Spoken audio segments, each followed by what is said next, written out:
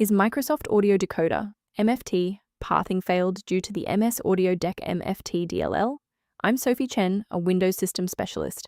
Let's repair your internal links and get you back to work. Before we start the Msauddecmft configuration, consider using the diagnostic resource below to maintain a clean system state. This is the Msauddecmft, the Microsoft Audio Decoder MFT. It provides an unmanaged media foundation transform, MFT, for decoding WMA and other Microsoft-proprietary audio bitstream manifests into raw PCM data links for playback. Since we've covered what this file is, let's move to the primary fix.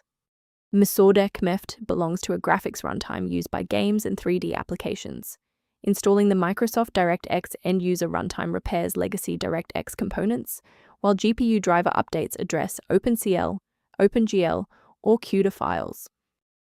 In the event the error remains visible, it indicates we need to verify the environment's ability to register new shared resources. A quick system restart is a practical way to ensure that all shared libraries, including Msauddecmft, are being loaded correctly into the current session's memory. To keep this tutorial handy, make sure to bookmark it, or hit like button before you reboot. It saves you from having to look for the video again once you're back online. Restart unsuccessful, no problem. Let's jump straight into step 3. Remember to pause the video if you need to double-check your inputs.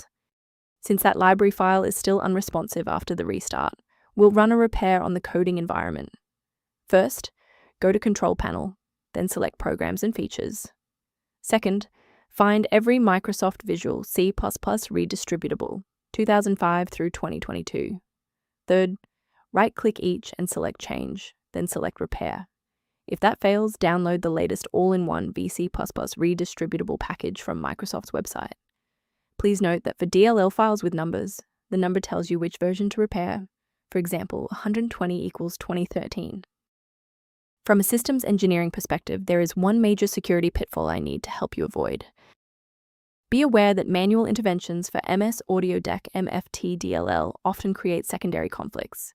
Using an incorrect file version can cause cascading application crashes, making your workstation significantly less stable than before. To ensure your system remains within verified parameters, you might choose to use an authorized maintenance path for ongoing support. If missing library references are a concern, the suggested resource below provides general system maintenance information. I'm Sophie Chen. If we successfully restored Msauddecmft functionality for you today, liking this video helps other users find this solution. Subscribe for professional tech support